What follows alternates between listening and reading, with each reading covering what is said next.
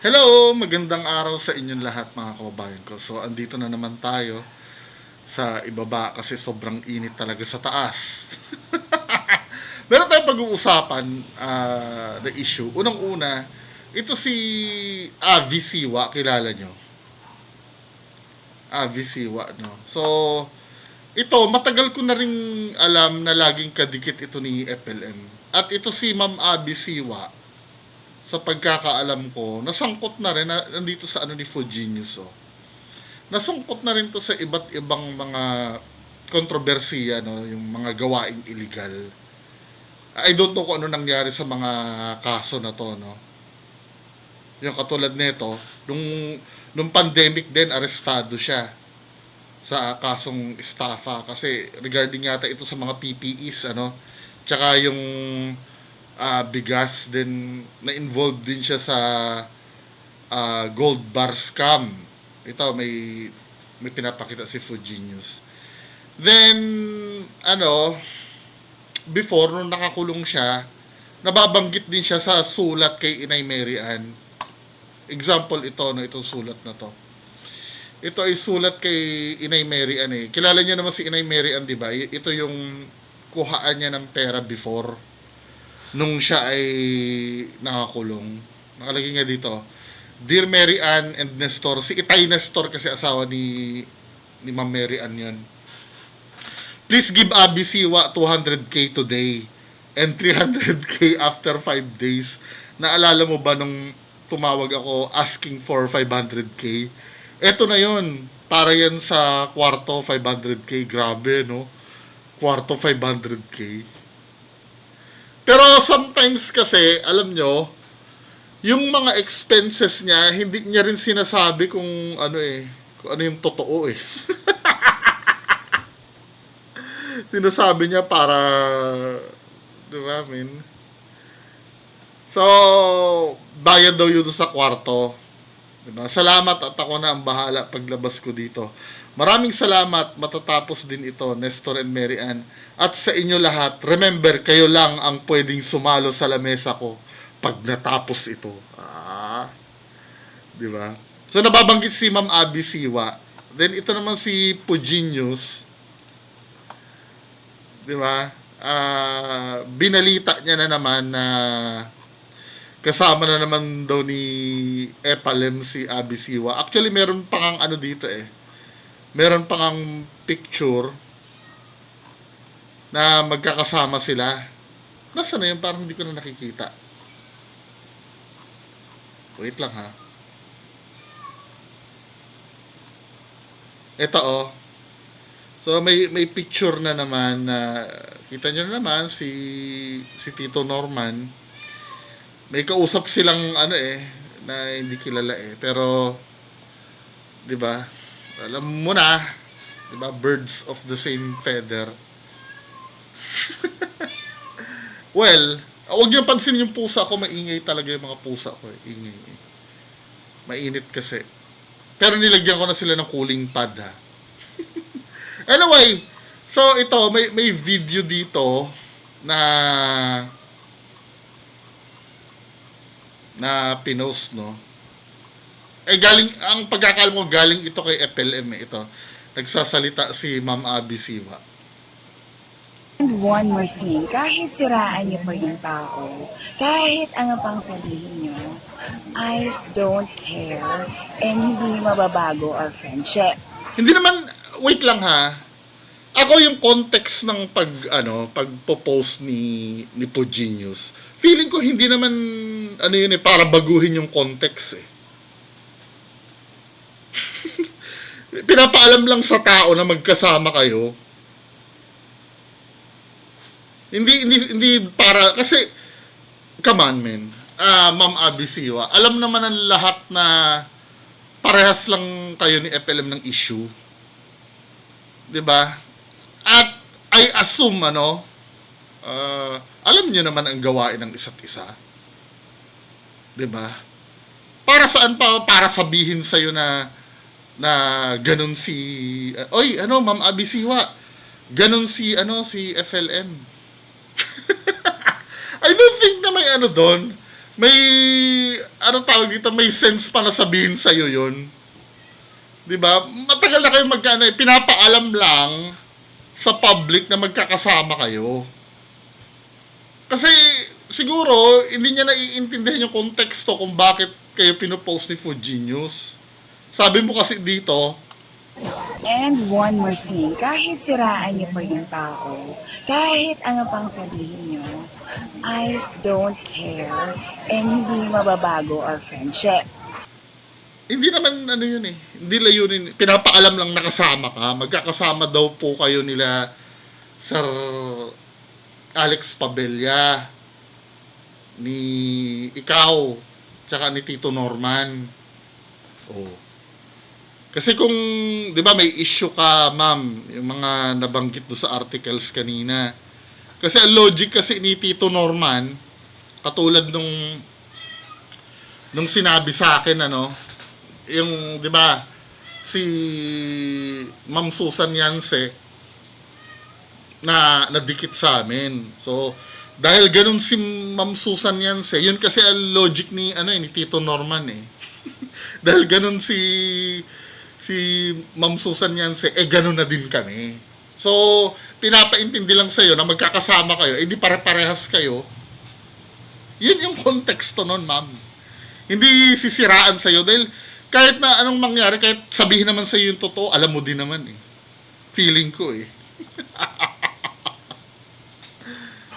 Okay, kahit idamay niyo pa ako dyan, wala akong pakialam.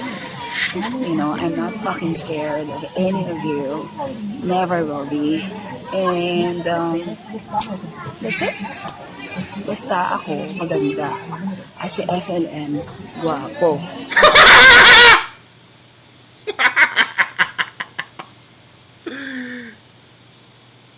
Well, hindi ko naman pwedeng questionin yun kasi kini-question nila na hindi daw totoo yung sinabi mong ano, gwapo si Tito Norman. Ano naman yun? Tandaan nyo mga kababayan ko, ang pagiging pogi at maganda ay nasa mata ng ano yan, ng tumitingin. Ika nga, beauty is in the eye of the beholder. Huwag nyo nang kontrahin yun. Di ba? Siyempre, friend niya yun eh. Kung yung, ano nga, di ba? Yung nanay niya, di ba? Ang pinakagwapo sa kanya, yung anak niya. Oh. Huwag niyo nang questionin yun. End of story. Diba? So, ayan, napanood mo na Food Poison. Ibig sabihin, ganong kalupit. Di nila nakukuha yung konteksto, no? Kung bakit sila pinost. Ganong kalupit. Malupit na malupit. Alright? Kaya sa susunod naman, medyo galingan mo pa. Walang kagaling-galing eh. Galingan mo pa! Kain muna tayo. Galingan mo pa, putang ina mo! May kadate ako, Viva Max. Di ko napapakita. Talagang bumalik na siya, no? Back to normal ulit si Tito Norman. Viva Max yung kadate ko, di ko napapakita. Okay? Thank you. Napahiya ka, no? So I'll answer this once and for all you curious minds and all the chismoso and chismosa na walang magawa in the Philippines. I'm not dating Mr. Francis Leo Marcos. Aba, malay namin, ma'am. Di ba? Showbiz ka. Ilang showbiz na ba ang ganyan ng style? For example, naalala ko, kilala nyo si Mikael Daes, tapos yung beauty queen na ano niya, tinatanggi din nila dati yon. Lagi silang napipicture na magkasama. Showbiz ka, ma'am. Aba, malay namin, di ba? Malay namin. Or AKA FLM, AKA Norman. Norman Magusin. Okay? Tanggap na rin nila, no? Alam din nila na Norman Mangusin ang tawag. We're just friends. And forever will be. And wala akong pake sa inyong lahat. Bow. Oh, okay na ba? Okay na, okay Does na. that satisfy you? Oh, I don't care what you say about him, okay? He will forever be a friend, and that will not change. And kahit picturean niyo pa kami many times, I don't care. Okay? That's it. Hmm. Grabe ka, Abi, ah. Sobrang naman yan. Masyado mo naman pinatataba yung puso ko. Baka, baka mamaya may mag-leak na scandal nyo, ha? Oo, kasi to si Food Poison, ipinost niya yung litrato namin ni Abi Siwa na may nagpicture daw sa amin. O, eto po ang kasagutan sa inyo ni Abi Siwa. Namnamin mo, Food Hindi niya talaga nakukuha yung konteksto. Tsaka isa pa, let's say walang problem ano. Bakit kayo nataranta? Bakit need nyo mag-explain? 'Di ba? Supposed to be wala namang kaso sa inyo 'yan, 'di ba? Bakit need nyo mag-explain na, oy, kami, ano lang ni Abi Siwa, friend kami ni Abi Siwa. Sabi naman ni Mama Abi Siwa, hindi kami nagde-date, 'di ba? Eh, huwag nyo pansinin. Lagi ka naman napipicturan eh. Bakit kailangang ipaalam mo pa kay Ma'am Abi Siwa na napicturan kayo? May mali ba doon? Kung wala namang mali doon, di okay lang. Di ba? Poison. Kasi ikaw, wala kang tunay na kaibigan na nagtatanggol sa'yo. Pasensya ka na, Dragon Lady yan, hindi nyo kaya yan. Okay, panoorin nyo ha. So I'll answer this once and for all you curious. Inulit lang to, ano? Inulit lang. Anyway, proceed tayo do sa next issue, mga kababayan ko. Next issue. Sana ba yan? Alam nyo ba, may air cooler ako nakatutok dito sa likod ko. Kita nyo ba? Ayun o. Ang init kasi. Visit. Meron dito.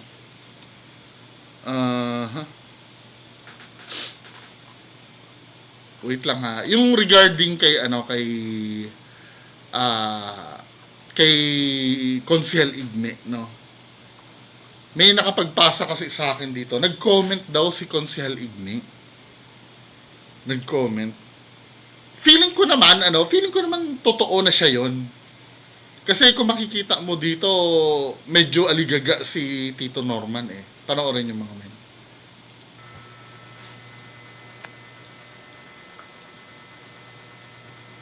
Ikaw na susunod, babawian kita. Unggoy!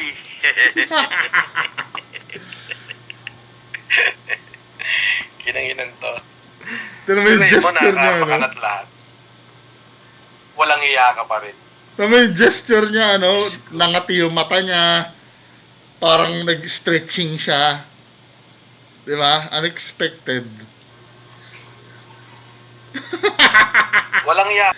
Self-soothing yun eh, yung gaganunin mo. Yung mga ganung bagay. Parang yung nag-comment sa akin dito. Halata mong nataranta siya nung nag-comment si Consiel Igme. Kasi okay naman siya eh, out of nowhere, tinan mo.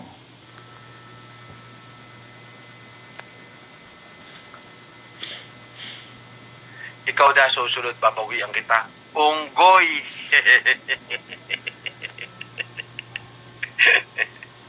Kinanginan to. Pero mo, nakakaarma ka na't lahat. Tama. Walang iya ka abnormal pa. yan, ano? Then ito pa. Diyos ko. Ito, oh.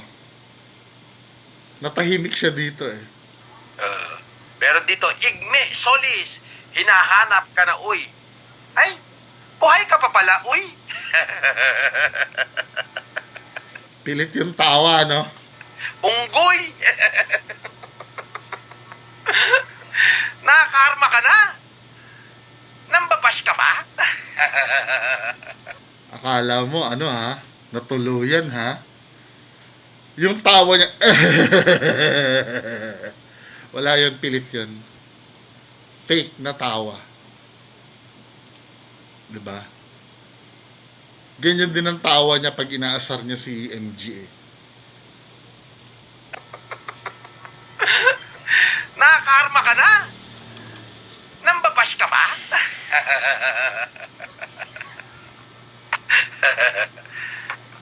kaparehas ko rito, sexy na naging Miss Sabay bago na Universe. usapan, Sikat. ano?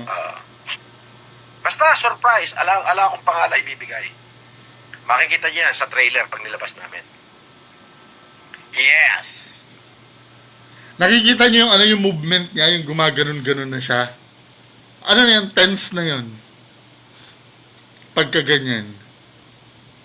Tapos yung mamaya makikita nyo, hahaplos-haplosin niya yung legs niya. Tense na tong taong to pagka ganyan. Tamo, natahimik na siya, oh. Boss, payag ka. Tapos, ibablock niya na yan, oh. Poing, hindi niya na tinutuloy. Nay ng buhay mo, lahat may taning. Abnormal ka.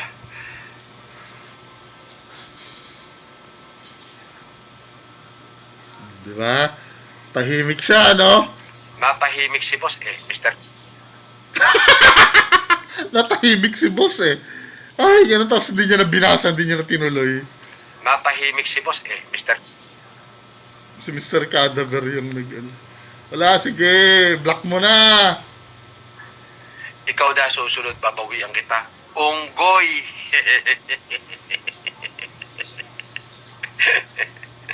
Kinanginan to. Ay, Tuloy ito, mo, nakakarma ka na't lahat. ito yung karugtong na nagkakakamot-kamot na siya. Nung nakita niya si Igmi pala, umano na siya, no? Ito yung pinakamatindi yung body language niya dito, mga men. Eh. Igme Solis 1979. Di ba? Wala yan, takot yan, peking acro pa. Ha? Baka ikaw. Diba? Tinan yung kamay niya, oh. Wala ka kadala-dala, ha? Irarab-rab niya yung ano niya. Andiyan Self-soothing na yun. sila! Di ba? Wala yan, takot yan, peking acro pa. Ha? Baka ikaw. Wala ka kadala-dala, ha? Andiyan na sila! Wala, no? Alata mong stressed siya. Akala mo kasi tapos na, di ba? Well, hindi naman ako katulad ni Boss Mac Pablo na convince si Boss Mac Pablo kasi na ikaw yung gumawa nun eh. Well, sa akin naman, kung tatanungin nyo, hindi ko naman nakikita.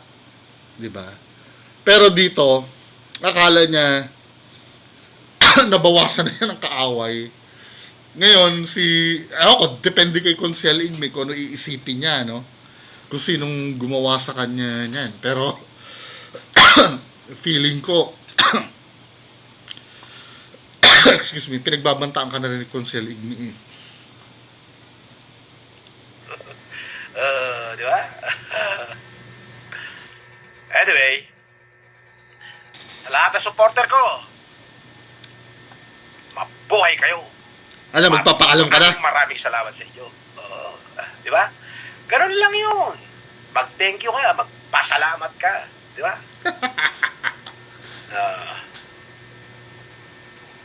Di ba?